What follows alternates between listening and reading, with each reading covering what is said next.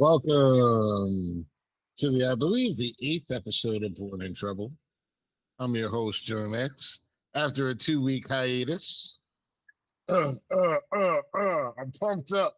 I got plenty of energy. That's what you've been doing with your 2 weeks? Yes. Getting pumped up? We're going to pump you up. You up. Fellas. Pump me up. Me what? Me up.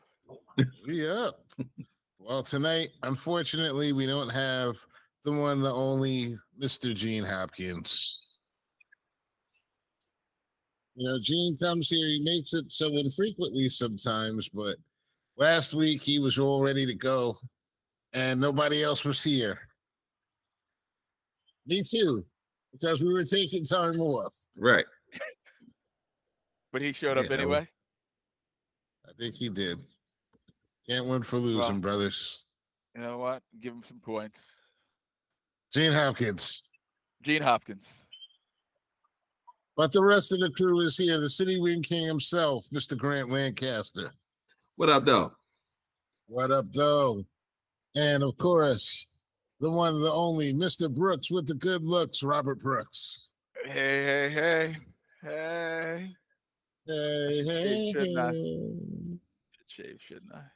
So, fellas, it's been 2 weeks, and I wanted to really come back to the show with something that's really clear and concise and right on point and everything with you guys. But, of course, my better nature has got the best of me, and I'm just going to start right away with the petty. So, what nice. Pettiness are you bringing to the house today? I am bringing the House of Brentwood petty. Oh, as you gentlemen have heard, or may not have heard, there is a mandate in New York State to get rid of all Indian icons or Native American icons from the governor's office. And we just happen to have graduated with the title of the Brentwood Indians. Oh. We are the Indians.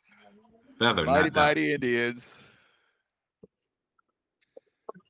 That's Indians with feathers, not dots. That is correct. The wood's on fire. Yes. And that was my point exactly. You see, that's my point exactly. You're an educated man, despite having graduated from Brentwood. Because some of these people were arguing, honestly, that we should keep the name Brentwood Indians because it's getting rid of American culture. And it's just cutting down on the John Wayne-isms of America and all of the great nostalgic things that made our country and our town, the Brentwood Indians, great. And there was a conversation in a group of people from Brentwood, and they were talking about whether or not they should change it or whether they should change it. And of course, one of the people said, somebody who as someone who has lettered for Brentwood, if you never played a sport for Brentwood, you should just shut the fuck up. We're keeping Brentwood. And of course, me with my big white letter. That's the MVP if you don't know. I was unaware, actually. You were unaware? I was unaware. Well, I am so glad. Having never been an MVP myself. I am so glad to have been able to drop that little piece of knowledge for you tonight. All right. I thought Ron Jeremy was the only one. Well, Ron Jeremy is not the only one. But clearly, X can suck his own too.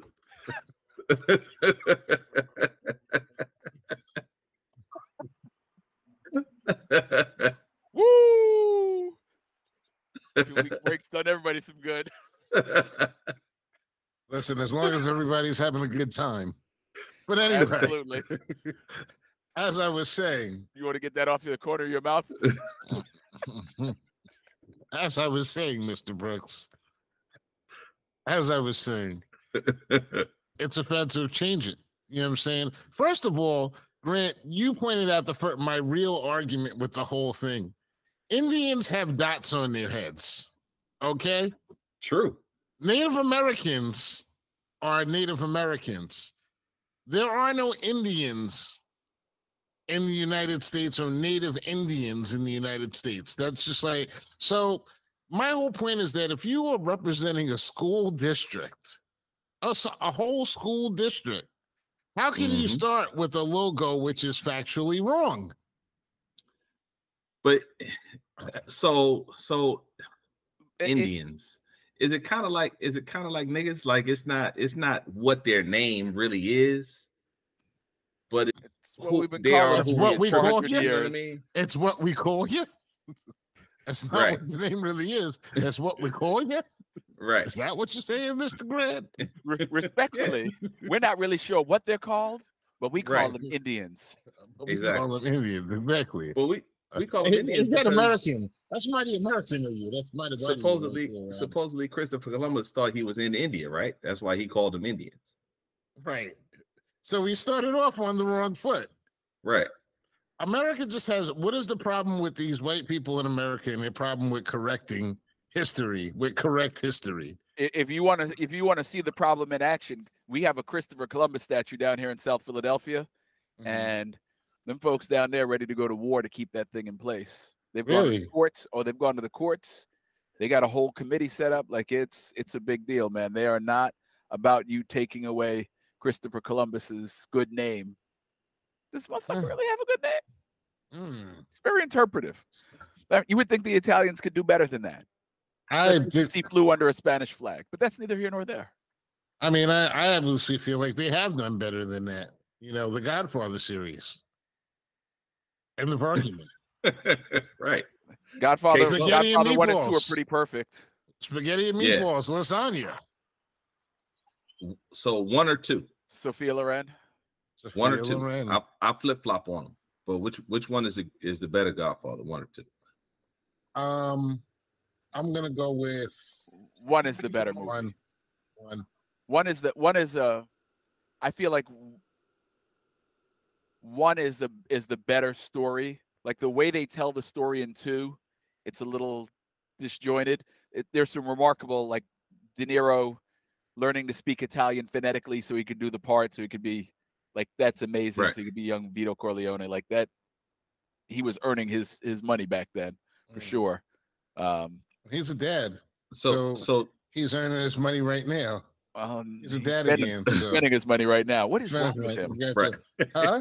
What is wrong with him? Why would you want to start over again in your 70s? He's not starting over again, bro. He's starting. He's starting. He ain't finishing. There's no over. When you got bread on how like you're that, using starting and over. But when you got bread like that, it's inconsequential. I would think that it's consequential in that, no matter how much help you have, that child's still gonna be daddy, daddy, daddy. I remember when I figured out, like there was that moment that there was a point, like I was annoying the shit out of my dad, and like I was like, dad, and he's like, whatty? Like I had said daddy too many times. He's like, whatty?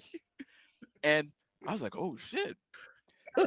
Fast forward many years, and now my daughter's trapped in that loop, and I'm like, oh, so this is why he responded that way. Right. I'm not gonna answer this way, but I clearly see why. And if you 72, 74, with a 3-year-old at home or something, clearly you're gonna be like, what the fuck was I thinking? Well, what he was thinking is that you got to live in nanny and au pairs, and I mean, you see the kid when you want to. That kid is like an exhibit in a museum. You know what I mean? Like you just kind of walk by, see it, and kind of wave to it. And give it a peace sign. Yeah, like a penguin, you throw a sardine every now and then, and everything. Just right. Right. Yeah, I know what he was thinking. He was thinking, those num-nums sure look good. I blame Audrey Plaza for all the dirty stuff she said to him in that movie when he was playing Dirty Grandpa. Because he kind of got. I think Audrey Plaza. She got him all ramped up. She got him all ramped up and everything. Hey, the possibilities.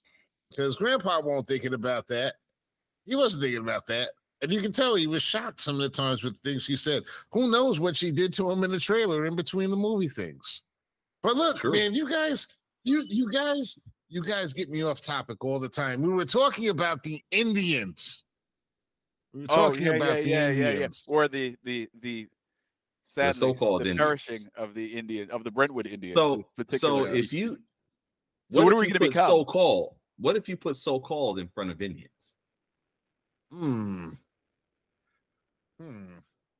That would be a solution that probably wouldn't be acceptable. Probably.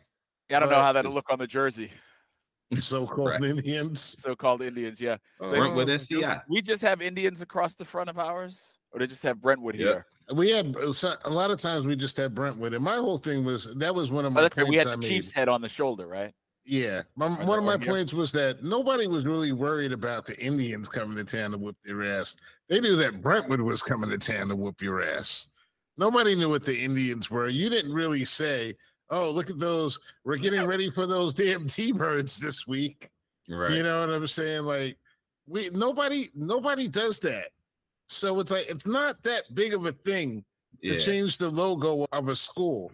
It's like I think they're just really like out of control with that shit. No, you got to keep it going. Once the Redskins once they broke down and changed their name, now everybody has to go. I mean, like what's Cleveland Guardians? Like Guardians might be the most horrible name I've heard, but you know, I mean, when they changed, I mean, there's a lot of people changing.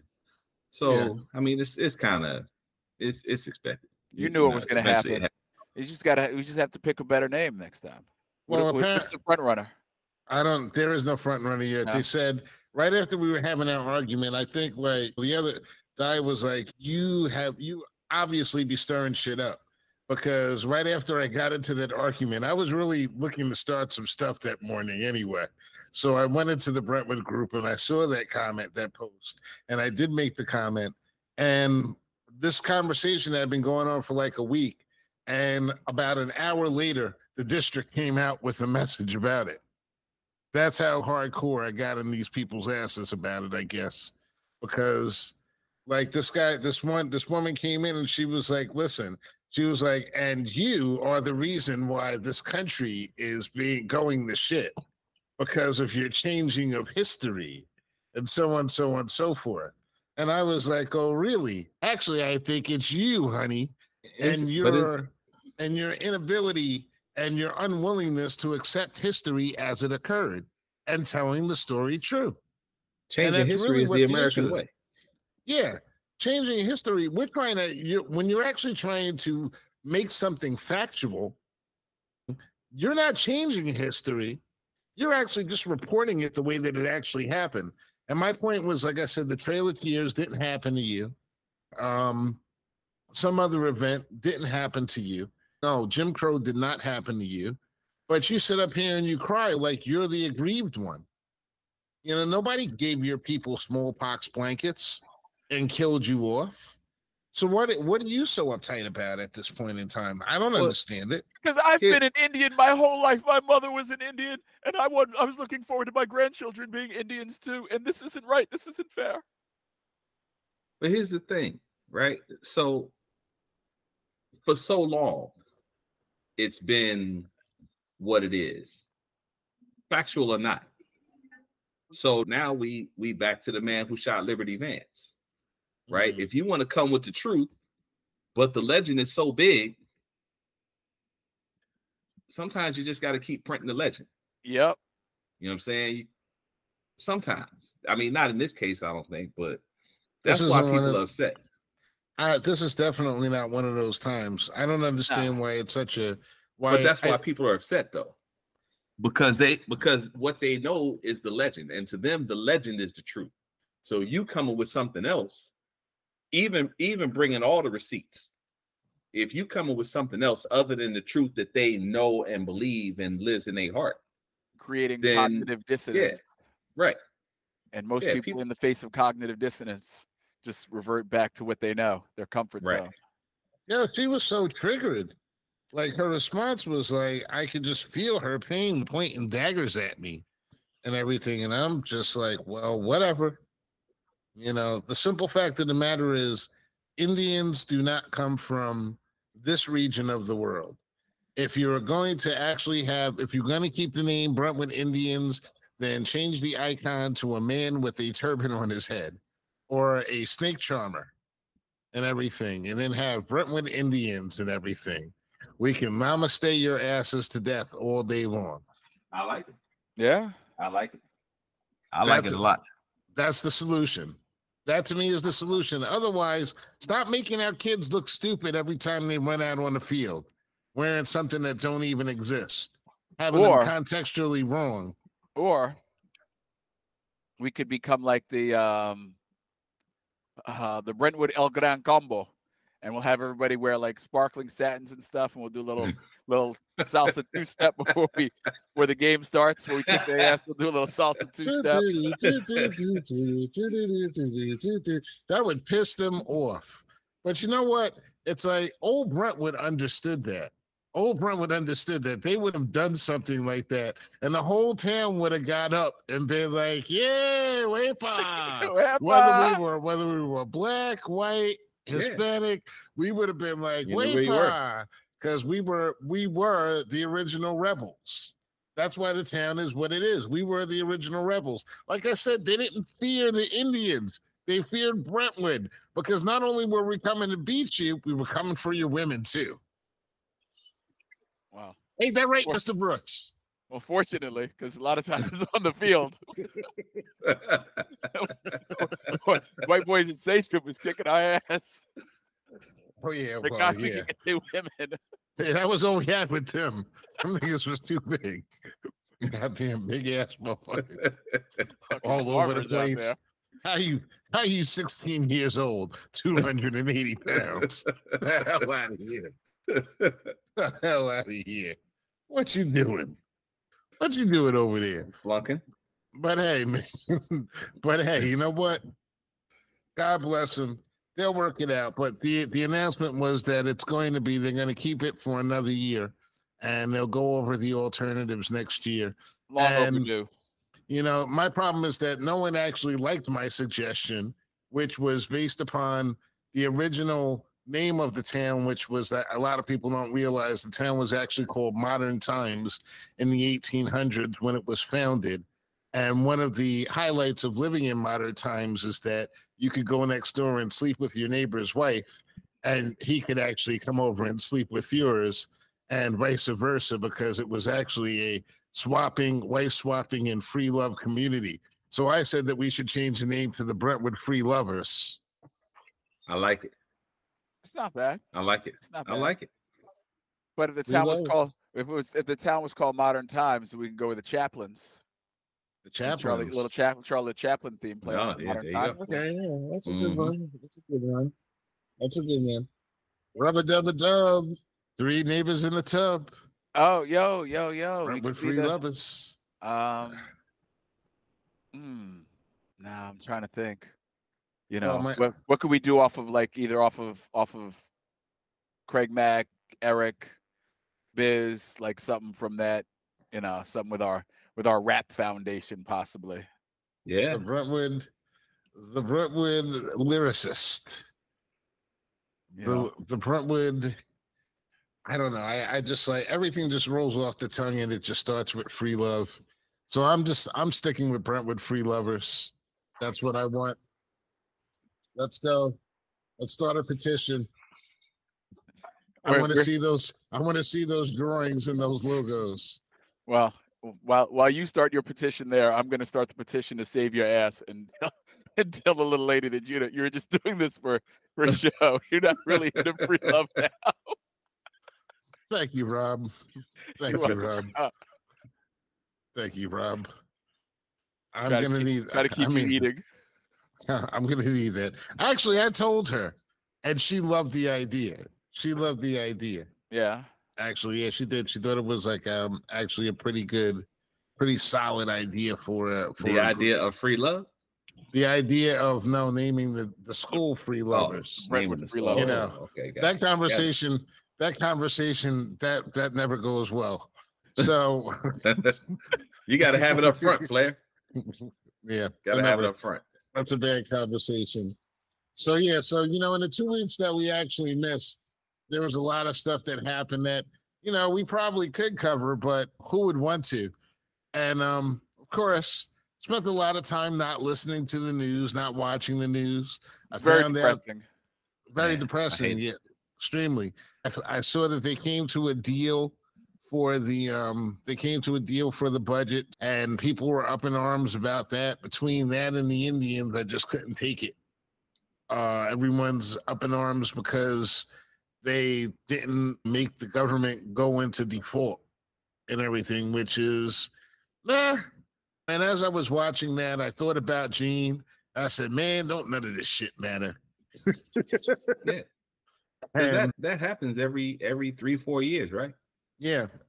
Sometimes more than that, depending on how far they kick the ball up, right? Depending on how short they kick the ball or how long they kick the ball down the road. But rarely do we have the situation where the one side is like, "Nah, we need to blow it up. We need to blow it up. We need to stop everything." Usually they're very even-minded about, look, we spent the money, we got to pay the money. Conscientious is what it's called, and they just haven't been. And people are. And I looked at the. It was really. You got all these anarchists in government now. All these Republican anarchists in government. Like, Jesus Christ. Well, because they've already completed the task. They've already completed the assignment. I told people years ago, you have to really be aware of not just the government, the wording that people use. And what they were using back in the turn of the century was wealth redistribution. And why they were using that term, they were saying that we're trying to redistribute the wealth to all the poor people. And you fast forward now 20 years, and it's pretty definitive that that's not what happened, right? Not even close. We have two very linear types of communities. We have the poor community and we have the rich community, and we have some people that are in between that are trying to hold on to the things that they have right now. You know, in my business, in the real estate business, every house that goes up on Long Island is selling for $20,000 over ask because a corporate entity is coming in and bidding $20,000 over ask for houses that are in normal, what would be considered suburban residential areas. So that way they can rent these houses out to people for 2 or 3 times the cost of what they're paying for it. They're still going to make money because with the amount of rent that they're charging, it's impossible that they're not going to make money. And they're doing this in bulk, and they're doing this with all the bulk money that they came up with. And I found it interesting that the only thing that they said it's a good deal for everyone. But the only concessions that they were able to get is concessions for the SNAP program and the TANF program, which are basically low-income subsidy programs. And they took the guidelines for people who get them that have to work for them, and they pushed them up 10 years. And in one case, generally all they did was they made the poor people more responsible for not being employed. And they made the population a little bit easier to control and to force into labor in the near future. Did y'all see, sorry to bother you? Yes. Yeah. That's going to turn out to be a documentary soon. Like, this shit keeps up, that's going to be a documentary. I didn't see that. What's that about? It's about, it's in the not too distant future, although it could be the present.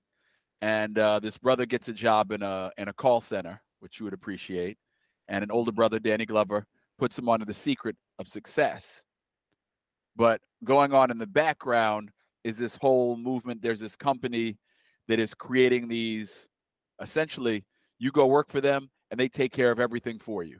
Right. They provide your housing, they provide your food, but like their housing is like living in a cell, putting 4 people in a bedroom, you know, in cots, whatever. It's a very dystopian vision of what the future could be like. And seemingly with all these corporations buying up the houses, that's where we're going to be soon. This is what we're moving towards. Yeah. I just found it I found it interesting that they were able to come to an accord so far away from the deadline, and that the only thing that they did was they forced poor people to work. Well, you know, it's not that amazing in that most responsible people understood that a deal had to be done. You have these ridiculous Republicans who are, you know, nothing should move until. That's really not how governance works. And if you shut down everything and you cause a worldwide recession, you're just going to get voted out. You've got to go. Your people are going to be broke too, just like everybody else. You'll be gone. So it's not really that shocking that they came up with the deal. And not only that, like Kevin McCarthy, how many days of theater was that, him getting that speakership? Right. He's got no juice. None. He's got no juice, no power. Like my man wanted that seat so bad that he was willing to strip all of the ornaments off of it just to get it. Well, he did have to work very hard, and he had to kiss every ass and like do every sexual act behind closed doors that we know of, or that some that we probably have never heard of, in order to achieve that. But I just don't like the future of work. We were already in a situation where at one point in time in this country, Walmart was the biggest employer of people in the country. And you take that, and now Walmart is actually closing stores in different areas. So now they're not even employing people in different places. So, and they but gave Walmart was also hiring people full time and giving them the paperwork to go on government assistance. Right, exactly. Like, Walmart was not really helping anybody besides the Walton family. Right, and that's exactly my point. They've always been doing this. They were giving people paperwork. So now you're going to have to report directly to another company to work in order to qualify for your food stamps. It just seems to me like, whether you like it or not, it seems like it's a very socialist way to go about doing things. And before we get into all of this stuff about whether it's right or wrong, both parties agreed to this stuff pretty quickly. So it's not one side or the other, it's both of those sides. And it's like they really show you where it comes down, and it all comes down to the money. If you have it, you won't have to work. You won't have to stand on the bread line. If you don't have it, you're going to be standing on a bread line. And that's the future of labor in this country. And it just had me thinking, when I used to go to work for jobs, we talked about it before. I went to work at Citibank in a call center, right, Rob? Mm-hmm. After a month, I had full benefits. I had dental. I had a 401k. When it came around for enrollment the next time, I had medical. I had family time leave. I had leave. All these things started accruing from day one and were available to me after day 30. But now you're going to be working for these same corporations. So does this qualify you for Medicare? Does it qualify you for dental now? You're doing the same thing. You're basically going to have to put in the same 20, 30, 40 hours of work. And even if you just have to do it for your food stamps, for example, I don't know what it is, but let's just say you have to work 40 hours a month. Okay, that's 40 hours you can't go someplace else and draw a salary. That's 40 hours you can't go someplace and supposedly accrue good time towards getting a benefits package or anything of that nature. That model is completely and totally gone, and it's being replaced. Or improving your skills. Exactly. It's being replaced by what the government and what these corporations are doing in unison. And they're doing it in unison. And no, I don't want to hear anybody say like, that's what Democrats do. And that's what, listen, man, the Republicans are the ones that are taking all the corporate money. And they're the ones, and the corporations are the ones that are benefiting from the free labor. Everybody's taking the corporate money. They're all taking the corporate money. And so it's like, you don't really have control of these things anymore. So it's like, it just got me thinking, it's like now we're actually to the point where what we used to get from an employer, it's not available at a job. So so the jobs are not available. You know what I mean? That's really a lot of where the rubber meets the road, is that so many jobs have been shipped away from the US. And then a lot of jobs were also just kind of eliminated from people's purview. You know what I mean? When you take like auto repair, like when we was in high school, cats would go to BOCES and do auto repair or whatever trade they might do. when you take that kind of thing away and make people feel like those jobs are not jobs that they should aspire to, and not just those. I mean, even any entry level position is almost frowned upon for you to take it. Being somebody that works at a hotel, you know what I mean? Somebody that a maid at a hotel or whatever. But those used to be jobs that people could get. And I mean, you wasn't going to be rich with it. But if you got a job with Hilton, you know, or Marriott or whatever hotel chain, you would have those benefits and you would end up with a pension of some sort. It may be a shit pension, but I mean, your salary was probably not that great to begin with. But I'm just saying that the jobs were there. Now we're not even seeking those jobs out anymore. No. You know what I mean? And automation, not to mention automation that's coming into play. And automation is something that can be created anywhere if you can build a factory and you have the ability to get the robots that you need. You don't need the people anymore. You know, one thing about this area when we were growing up, we had Entenmann's, that was a big bakery, and that fed a lot of families. Fed a lot of families in our town. Yeah. You know, good middle class jobs.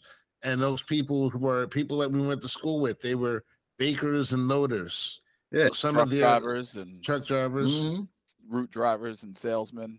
Yep. Some of those people's, their parents' job was to scoop cinnamon into a jar. Right. You know, into a machine and everything. And those jobs paid them $50,000 a year. And allowed them to have a home and everything. A lot of those people have retired now. Some of them are gone. God bless the dead and then all that. But those jobs weren't replaced. They were replaced with automation. And you know, I sent that. Did you guys see that video that I sent with the white guy talking about Africa today? I did. Did you guys play the video? I did. You played the video? Uh-huh. It's so like deep in like what this guy is saying. I want to see if I can get it to actually play, because it was like, to me, it was like, I thought it was a good starting point. No, this is not the one. Okay, so let me, before we while you getting that to load up, so another piece of the puzzle in my thought process now that we're talking about it is that salaries have not gone up commensurate with the cost of goods. Right? You know, so if you were making, you know, in the 70s, my father in the 70s had a Bonneville with a phone and a record player in it, you know what I mean, that he paid like $10,000 for. When you think about that, does this big pimpin' play in the back of your mind? Oh, absolutely. Absolutely. Or do you go straight to, you may not drive a great big Cadillac? Yeah. But you can't even, I mean, if you go on a lot today to buy a new car, and I'm saying he bought that car for like $10,000 new. If you go on a lot today to try to buy a car, I mean, you automatically in for like 40. You know, I mean, and you know, when you were making 20,000 back then, you know, that same job is probably paying 30 now. You know, it's just not the money is not there. Yeah, they're not. Yeah. Well, I used to work for CBS Radio, and their whole thing, it was a union position, which they were mad about. They were mad about it being a union position, because their whole philosophy was like, "Yo, we paying you $7.50 an hour because we want you to go. Right. We want you. We'll replace you next year. We'll get somebody else. We'll just keep bringing in new bodies at $7.50 an hour." And I remember getting into an argument with my boss at the time because I wanted becoming the union shop steward. And I was like, yo, we struggle hiring people because it's more profitable for them to go work at Burger King overnight than it is to work here. And we're trying to tell people they need a college diploma to even apply here. Like, well, why are we telling them that when they can go flip burgers and get 20 cents more an hour, sometimes $1 more an hour? Like, we got to raise it. No, we got to. And, you know, you fight with them. They finally kick up a couple quarters or something, you know, an hour. Right. But that job the job that I was getting paid $7.50 an hour for back in 1992 is probably paying $11 an hour now. It's nowhere near keeping pace. Not even close. No. Not even close. So how are you supposed to keep up with the rhetoric of all these things? And They don't care. You know, Like, they would just want you to leave. And if it weakens the product, it weakens the product. As long as it doesn't weaken the bottom. Like, the thing you have to remember is everything at the end of the day, the most important person in the company is the shareholder. As long as you're driving value for the shareholders, the rest of the thing can burn in hell. So yeah, the product got weaker every year because you were pushing good people who had institutional knowledge out the door, but you're keeping that price fixed, so they were still generating earnings, so they could kick into the shareholders at the end of the year. So it didn't really matter so much. Well, what used to be CBS Radio is now Odyssey. A couple of generations later, their stock was trading at 9 cents a share last week. In the end of the day, it mattered, but they were focused on, the CEO right now is concerned about the share price right now. 10 years from now, that's somebody else's problem. Wow. Odyssey used to be CBS? Yeah, Odyssey used to be CBS. Wow. You know what's crazy? The video that I had that I was going to play, it seems to have been scrubbed. I can't find it. It's not on the phone. It's not in the message that I sent to you. I sent it to someone else. And I was going to say to Grant, because he is a sporting type, that it was at least 10-1 that you had no shot of playing that video. Oh, absolutely. Oh, really? At least, right? No, I got to figure it out now, bro. I can actually play. I can actually play some stuff here. I'm like trying to get. You don't think I wasted my 2 weeks of time without learning any technical knowledge whatsoever? I mean, even for me, that's weak sauce. You know? I mean, I just had a 4-day break, and I have to be honest. I did some things that are good for recharging my soul, but it wasn't a lot of movement. Like, it was a lot of, the couch saw a lot of my ass. Like, I got an aspirin on the couch downstairs right now, and I put a dent in some of my recreational products. There you go. Yeah. Well, yeah.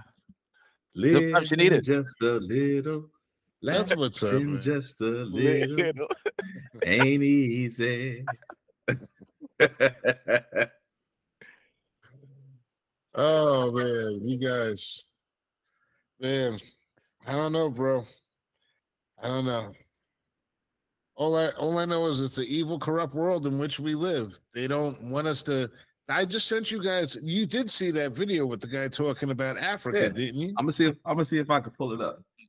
See if you can pull it up. The graduation thing? No, not the graduation thing. There was another video that I had sent out, and it was a white guy talking about Africa and the situation that it's in. And it was like so poignant. It was like, and basically saying that it's fucked up because they fucked it up, because they've gone and they've ransacked the land. No, him saying that basically it's fucked up because it's by design. Yeah, because it's supposed to be fucked up. And that was the beginning and the end of the message. It's not a secret. Basically, what the message said was he was talking about Africa. Do you see it, Grant? The link is dead. The link is dead. It's crazy. See how quick they kill stuff like that. They don't want to get it out there. And what this guy said was, and it was on my, I put it on my, let's see if it's even, did they remove it? This is how quickly all this stuff like happens. I put it out there, and I put it up there for public consumption, and they will just, I still have it. We will not allow sub-Saharan Africa to escape that. Okay, we do everything to keep sub-Saharan Africa where it is, also impoverished. It's absolutely vital for the prosperity of everyone else. So let's get clear about that. Okay, and this means all the economic structures, all the global institutions, and the economics we teach everyone is all designed to keep Africa exactly where it is. Mhm. And whether it is Europe or US or now China, it's always the same. We need Africa to be impoverished because we need those raw materials and we need them dirt cheap. Okay, so that's the message. It doesn't mean to say that there's nothing Africans can do. Of course there is. Okay, but this is the opposition that they're fighting. This is what it's about. Because if Africa does do something different, I assure you, living standards of all those in Europe and North America and Asia is going to fall. Okay, and that is a big price to pay. I assure you that the West is not going to allow that without a big fight. And Africa had a role. And that's generally what he said. He's saying that there's a reason why Africa is the impoverished nation, or the not nation, continent that it's in. There's a reason why every country and every area in Africa was assigned to a country in Europe or the North America to be ruled by and ruled over. And the reason why is because of the raw materials that persist on the continent. And without those raw materials, every other country in the world would be significantly poorer. So this is one of the reasons why anytime you have a strong African leader that comes out, he ends up being assassinated. This is not just the United States. Isn't that what happened to Gaddafi? What happened wasn't Gaddafi trying to get off of the dollar? He was trying to change another. Yeah, he was trying to change the currency. He was trying to change the currency. Gaddafi was a part of that. He was talking to Saddam Hussein about that. And he was talking to another, I forget who the other world leader was, but all three of those countries ended up being overturned. Right. They ended up falling to a coup at one point or another. So, these things that, people think that bravery is going out there and fighting people you don't know for whatever reason, shooting at them from behind the partition and everything. But actual bravery is actually standing up and saying, what you're doing is wrong, knowing that you're going to catch one of those bullets from one of those guys that is trying to be brave and walking out there with camouflage on to snipe you from 20 or 30 feet. This is what all countries do. Russia does it. They poison people. North Korea does it. Reportedly killed his own brother. And even when you're doing stuff like podcasts, you have to be careful about saying some of these things. You never know when you're going to be in a layover in Russia. You never know when you're going to be in a layover in North Korea. Suppose you happen to be flying by to see your South Korean girlfriend. Well, then you took the wrong way. You got a layover in North Korea. You took the wrong way. Then you're in trouble. You got set up, homie. You got set up, homie. Somebody says catfish. Catfish. North Korean style with Kim Jong-un. Oh, we got you now. We got you now. We got That'd you be the now. worst thing ever. Like, I can't think of anything worse on this planet than getting in trouble and having to call Dennis Rodman to bail my ass out. Man. That would be horrible. I might consider just letting it go. Like, you'll see me on TV and shit behind thing. I'll be like, if you want to get out of jail, you're going to have to touch my penis.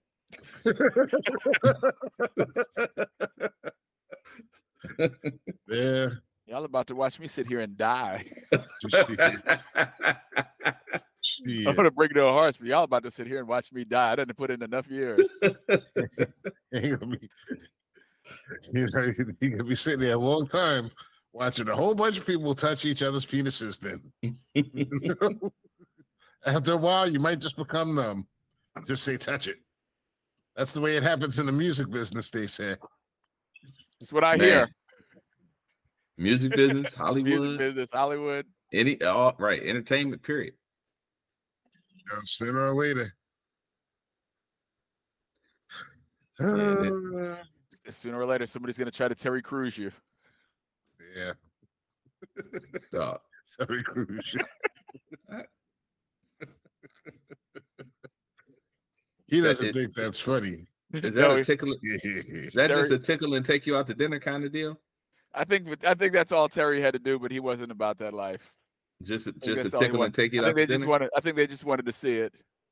You know, he's a You massive. think so? He's a massive structure. I think they were just. Yeah. I don't think they really wanted him to pound him from behind. I think they just wanted to see it. Yeah. You think so?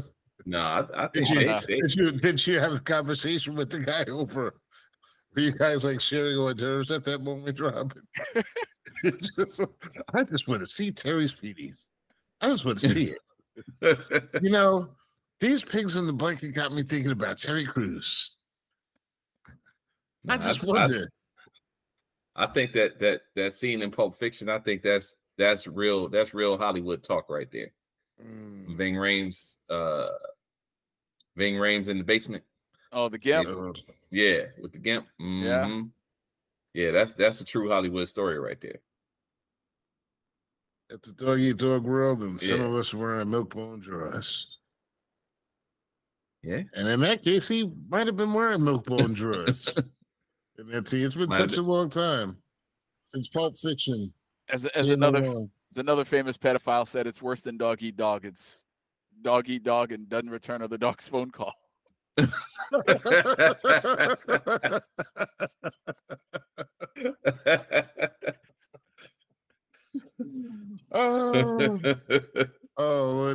Lordy. Wow. Yo, fellas, I got to tell you, we're doing this new experimental recording here.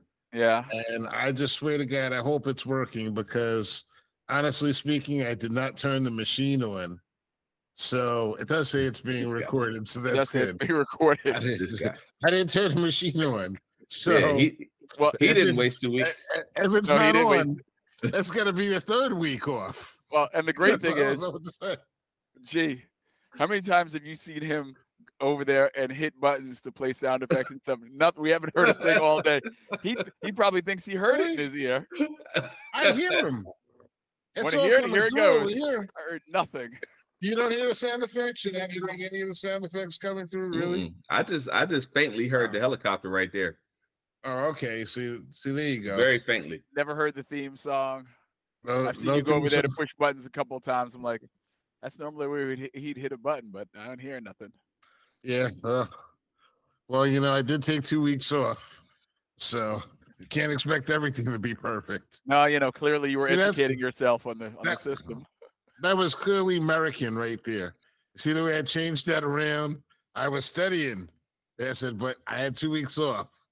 So it's not my fault. Ooh. So fellas, man, so much stuff happened. We didn't get to cover City Bike when that was going on. That's kind of faded down. You know what? Like, she was the worst. She's just the worst. She was. It's such a performance. A bad actress. Like people needed to whip her a little bit more. She needed a little bit more whipping than she got. Like the whole thing the next day, her attorney tries to come out with we've got receipts. She rented that bike, whatever. Who cares? Her ass acted in a really unprofessional and racist way, and that's what she's being called out for. Like, well, the whole story is that the kid had the bike all day. Yeah, it was actually registered on his account all day, and he had put it in the station. But he had put it in the station. They were like, Doc, they were just there for a minute or whatever. And she went to go grab the bike, and he was like, and there were like 4 other bikes that were right there. Yeah. But she just wanted that bike. The way I see it, it's like this. She acted really badly. She's a pregnant PA who was coming out of a shift, right? Probably tired all day from dealing with people and everything. Just wanted shit the way she wants it. We've all had spouses at different times, dealt with pregnant women one time or the other. Sometimes they're just irritable, and she was being irritable, and she was pressing the buttons, and she thought she was going to get away with some shit. I could see her honestly hanging out at the dormitory with some of the black football players back when she was in college.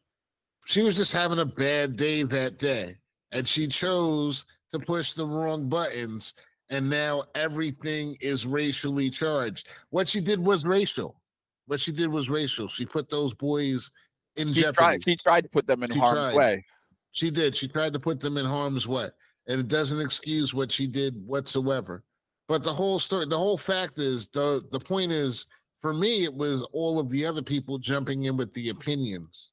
The white people saying, "Oh, a bunch of thugs pushing on this woman," and blase blind. The thing that got me, I almost went viral because this black guy came up with the comment. He was like, "The boys should have done more. They should have said more to her. They should have pushed up on her. And when he tried to grab the phone, he should have struck her because that's what he would have done with Kiki." And my comment was, "Man, you ain't supposed to do that with Kiki either." True that. Mhm. So it's like you're trying to, and he was like, "Nah, well, if they're letting her get away with it." I'm like, "Nah, you don't push up on. You're not supposed to push up on a female in that manner, and all that's going to do is get you in more trouble." At that point in time, you didn't physically have to. He didn't physically have to put his hands on her. He handled the situation without putting his hands on her. He handled it well. So it's like, to me, it was like, that was like the comments from the weak men section, the weak male testosterone section that has no idea. Somebody taught them that being a man is putting your hands on a woman. You can control a situation without putting your hands on a woman. If that woman puts her hands on you, well, all bets are off then. Because like these chicks be doing Taibo now. So you can't really like let that slide. But there's no need for that other thing. And a lot of the white people were like, "Y'all realize she got 135,000 hours last time I checked in her GoFundMe." Oh yeah. Really? Yeah. Oh yeah. Yeah. And somebody was arguing with me about that. I was like, "Look, I'm going to wait for it to find out everything that happens before I make an opinion." I said, "But y'all motherfuckers giving her money, you're stupid, because she's in New York. She's got a union. She's got all these different protections. She's not going to lose a single day of work for that bullshit. She's not going to lose a single day of work. She's not losing her job for that. Nobody is taking her. And really, honestly, people have forgotten about it already. There are motherfuckers getting shot in this country. There's people getting shot every day. You think motherfuckers got time to worry about Karen in Central Park? Nah, B. It's over." She did get put on leave, though. Well, she's due to go on maternity leave in a little while anyway. Yeah, true. You know what I'm saying? True. It's like all they did was they gave her 135,000 hours for her maternity leave. And That's for nice. possibly That's for nice. That's very America's very, very sympathetic. As are you, I mean, look. She cried a little bit. She's pregnant. You're like, "Oh, she's had a bad day. We've all dealt with pregnant." No. You once again show your proclivities for white meat. I'm not cutting that one out. I'm leaving that one in. All sympathetic and shit. John banging the drum for this chick. Yo, she acted stupidly. She was on the verge of fucking around and finding out. Mm-hmm. And that's it. Like, I don't care how many hours she worked. I don't care how pregnant she is. I don't care if there was somebody in the walls that she was at Bellevue, right?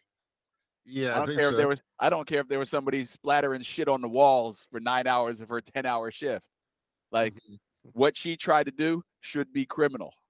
That she went that route. That route shows that she had absolute malice. I agree. Absolute malice. I have to go 3 for 3 on that one. So it should be criminal. I'm extraordinarily unsympathetic to her plight. No, but I'm sure nobody should be judged on their worst moment. But at the same time, that's probably not her worst moment. That's probably if she went there that quickly, she's been there before. Well, yeah, right. That's the mechanism. Well, in New York, there's a level of comfort, especially if you work with a certain if you're working in a hospital or you're working with other Black people. Sometimes you get to the point where you start to feel like, oh, I'm I don't have to be relaxed around these people. I can do X, Y, and Z, and I can feel and I can say things that I shouldn't be saying, and I can behave in a way I shouldn't be behaving. And I think that there's a little bit of that in this whole thing too. You know, I don't believe. Listen, I don't think that she was right. I think that she deserves to be. She definitely deserves to be strung up by her ankles for a certain amount of time.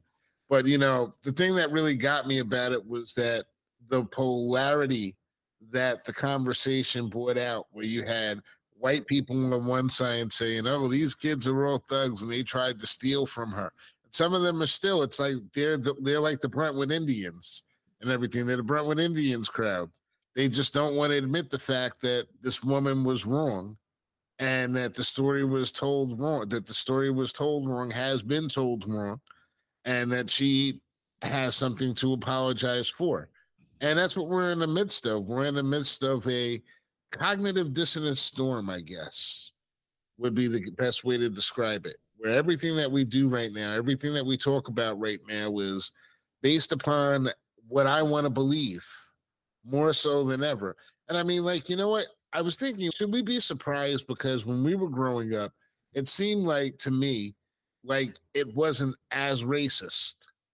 And it definitely wasn't as racist as these things that are in your face today. Like right now, I guess there was like maybe a 10-year reprieve after 20 years of whatever. And there was maybe a 10-year reprieve. But now we're seeing an uptick in all the racism and things. But the way that that people were coming at the discussion, nobody even wanted to wait to find out what actually happened. They all just wanted to jump on the side. And to me, it just had me thinking, like, there's, you know, what hope is there for the majority of people when you just want what you want? And that's really where we are. Certain people just want what they want. And if they, God forbid, if they come and they move next to you and everything, because it's either going to be you or them at a certain point. And they can't get away with it. You know, the whole trans thing with Target and Walmart, now it's a joke. I can't go to Target, can't go to Walmart. Where am I going to go? Can't go to Chick-fil-A. Chick-fil-A is putting in diversity training and everything. So they're like, where can I go? Where am I supposed to go to? And they're really starting to feel this a certain way. And I seen this guy who was like, you know, obviously a little bit tarded today on the internet. And, Can you say that still? I can say whatever the fuck I want. You can say whatever the fuck you want. It's born in trouble. I can say it's born in trouble. I can say whatever the fuck I want. But this thing was he was definitely a little bit, you know, when he's talking about, like, you know, they're saying that we're upset. Conservatives are upset about this and that and this. And we're not upset. We're just going to make our own economy and we're going to have our own lives. So I was like, oh, so you're just going to be white nationalist. So you're picking up on an ideology that's been around for years, but hasn't been popular until now, when you started to feel like a little bit inconsequential, because you are. Because to me, it's like, I'm looking at this guy, he's got the sloped forehead and everything. You know, he's just, the way he's talking, it's like a sales pitch thing. Obviously, if you were to test that guy, he's going to test on the lower end of the spectrum. But he's got a microphone and he's got a video and he's going viral. Or he's going to try to go viral, espousing these views and these points of views about separatism, which is something that this country has kind of fought for like generation after generation. But here's the funny part about all of it, because like, Rob, you're going to like this one. You're going to like this part about it and everything. It ain't got nothing to do with me, B. You know what I'm saying? It's whether it be white Democrats, white Republicans, conservatives, it's like my sway really ain't doing nothing. So it's like, I hope these motherfuckers don't expect me to really be emotionally invested in any of this shit. Like, you can make the joke about me, like, protecting the white meat and that Twitter thing. But honestly, it's like, I was on everybody in that. I was on a brother for talking about hitting black women. Like, yo, you gonna, like, really? Nigga, like, you know, I don't know who the fuck he is and everything, but I got a daughter. Let me be around when he try to put his hand up to my daughter and shit. He won't use that motherfucker again. He won't use that motherfucker again. For real.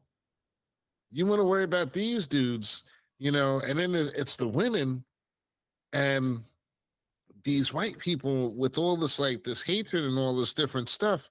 And even this like balanced budget thing, this shit ain't got nothing to do with me, B. They don't give a fuck about me, anything about me whatsoever and everything. I'm gonna continue to do the same things I've been doing, which is like talk shit about y'all because I can, and vote the lesser evil. And that's it. You know what I'm saying? Until y'all really decide you want to do something different. If you really want to decide you want to do something different, that's fine. But it doesn't make any sense for any black person to be out here sticking his neck out for anything, unless, of course, you're Uncle Timmy, because you want to get back at Born in Trouble for doing that show about you. So now you want to run for president. Fuck you, Tim Scott. You ain't invited to the barbecue anyway. And you in South Carolina where they got barbecue. You can go to the white barbecue. There's gonna be raisins in that potato salad. I was about to say it ain't good. It ain't good. It ain't gonna be as good. You know, they got barbecue sauce there, but it ain't the real barbecue sauce, bro. Yeah, it's just open pit though. It ain't even doctored up. It's just straight out the jar. It is what it is. Fellas, I have no idea how long this show has gone. So I'm gonna just say that it's been about an hour. I'm gonna use my spidey sense and say another successful show. Oh, yeah, we've been on for a bit. That you gentlemen want to bring up before we go? Is there anything you want to get into? Anything I missed, per se? You know, there was something I forgot what it was. It was probably stupid, knowing me, and you know what I've contributed to society in the last 4 or 5 days. It was probably stupid. Okay. We'll give you a obligatory laugh there for whatever it was that you were thinking about. Yeah. No, it's probably sad, stupid. Probably sad, stupid. Okay. Yeah. Listen, y'all stop shooting people and everything, or don't. Just don't shoot them around me. Try to stay away from my family. Yeah, I know y'all gonna go out shooting people anyway. You know what I'm saying? True. 4th of July is coming up too. If you don't like the name Indians, change it to Cowboys, the Brentwood Cowboys. Then of course we'll lose everything. We'll never win another league championship again. But hey, it'll be factually correct. Wow. You know, but if you're gonna name, I just have this one thing to say to the school district. If you're gonna name the Brentwood Cowboys and everything, if you're gonna name us Cowboys and you're gonna start us with the name that starts with an L, you might as well just go back to the Brentwood Lovers. Free Lovers. FL, baby. The wood's on fire. What is X is on fire. X is on fire right now. I just wanted to let people know where we come from, where we represent. Home of Bismarcky, home of EPMD, home of Craig Mack. Our home of Divine Sounds, home of what's my man? I just seen him in the hotel a little while ago from House Party. You know, from House Party. Groovy Chill. Yeah. Yep. Mr. Allen. Just seen him a couple of weeks ago. You know what I'm saying? Respect. We got a long hip hop history, bro. Mm-hmm. You know, that's where we come from. And we ain't call ourselves the Indians. We just Brentwood. Motherfuckers coming through. It's coming through. We don't need the name. We don't need to change our guy with the headdress to a guy with the turban just so we can be factually correct and not look stupid to the rest of the people in the world. Because that's what it would take. But they don't know. How many successful Indian athletes do you know? Now, if you want to turn us into mathletes, keep the name Indians and give us a turban. Wow. You knew at some point there'd be a shark jumping. You just weren't sure. Like it looked like we were going to escape without it. For a moment there, you thought we were going to escape without it. And then this fool said mathletes. Man, please. This is one of them brothers. When you in a hole, just keep digging. Dig till you hit water. That's it, bro. Listen, Indians and free lovers, it's a natural connection. There's an educational piece to it. There's a Kama Sutra piece to it, because we all know that's where the Kama Sutra came from. The Brentwood free lovers. You can keep the Indians somewhere in the name if we're the free lovers and everything. You can work it out. We're going to work it out over the course of these weeks, because we all know that there's some snake charmers that are already graduated from the school. You know what I'm saying? Mhm. So, Yeah, I had my snake charm the time or two. there you go. And on that note, from New Jersey, Pennsylvania, home of the Real Housewives of New Jersey.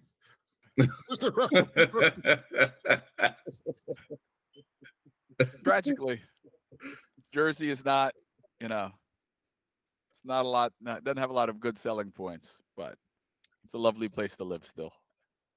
Yeah.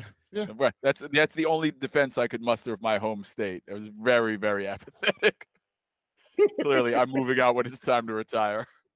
Well, listen, at least you guys aren't the Indians.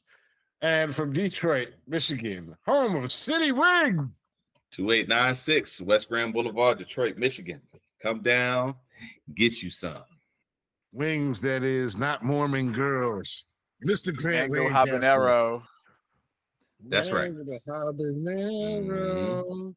And Mr. Gene Mango Hopkins. habanero. We're not recording without you next week, Gene. So you better find your way over here. We're going to find you, Gene. I'm going to pop up in his Uber with the microphone. Gene Hopkins, we're live for the next hour. He'll pop up in his Uber.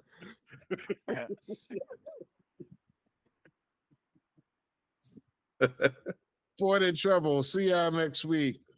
Try to keep it light, y'all. Somebody Don't let standing on these the corner. people get John gonna be standing on the corner in Atlanta for years. He's keep trying to get Gene. He's gonna keep driving past them. He's gonna see me. Gonna be hell no. Oh hell no. No. I'm gonna be down there in a little while too. I'm gonna surprise him. I'm gonna wait till he goes to work. I'm gonna find out where his area is, and I'm gonna hit him up. I'm gonna hit him up on Uber and have him take me around. Yeah, I think I got to head down there too. Yeah, I got to head down to Atlanta too. I'll be down there in late September. Hopefully I'll be able to down link there. up with them. That's when Kendra's wedding is. Did you Late September? want an Did you want an invitation? You're more than welcome. When am I gonna be there? But listen, fellas, bored in trouble. Catch y'all next week. Peace. Yes, sir. Peace.